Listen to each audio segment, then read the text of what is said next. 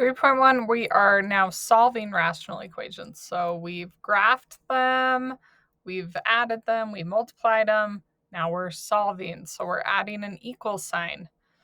So here's some steps. First step is to determine the common denominator. So step 1, common denominator. And this is why we would add before we do this section, right? To the common denominator, the x's are the same, but we have a 3. So we put those together and our common denominator is 3x. Step 2, identify all restrictions. So this is why we did asymptotes, right? If I have this equation, what can the denominator not equal? Where would the asymptotes be? When the denominator is 0, right? So x cannot equal 0.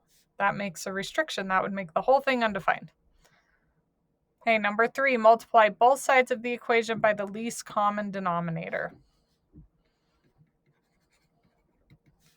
So I'm going to rewrite this. I have 5 over x minus 1/3 equals 1 over x. And I left space because we're multiplying both sides, the whole thing, by 3x. I knew I messed that up. And the whole, that means 3x goes to everything on both sides.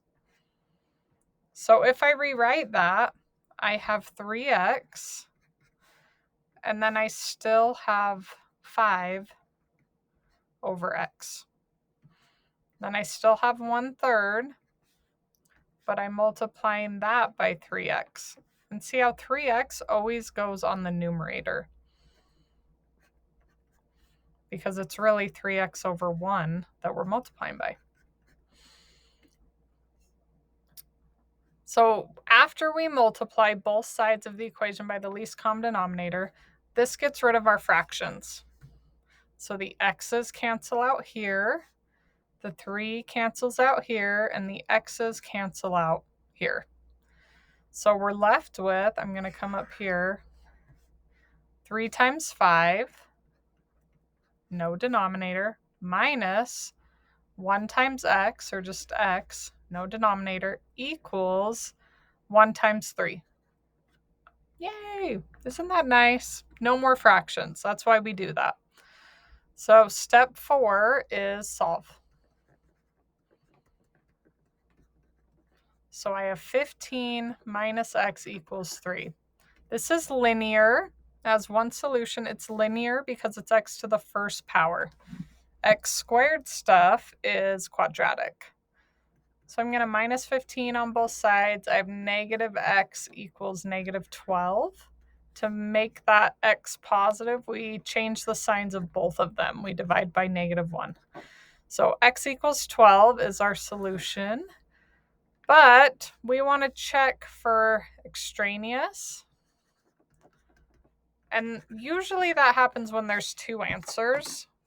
But it just means plug your answers back into original. That's what extraneous means. So back into original.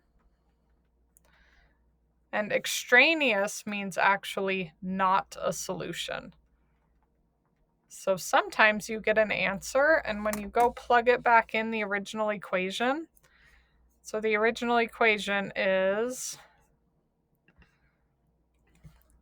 5 over x minus 1/3, and that equals 1 over x, right?